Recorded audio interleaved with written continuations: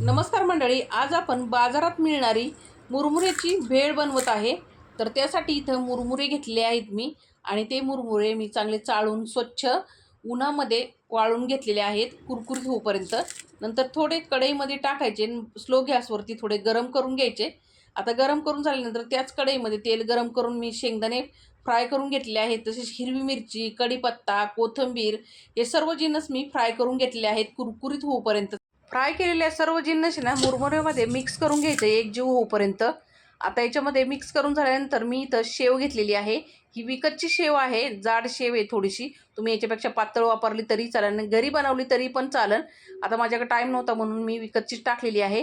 मस्त असं मिक्स करून घ्यायचं, चवीपुरतं मीठ घालायचं, परत एकदा चांगलं मिक्स करून तयार झाली बाजारात मिळणारी मुरमुऱ्याची भेळ.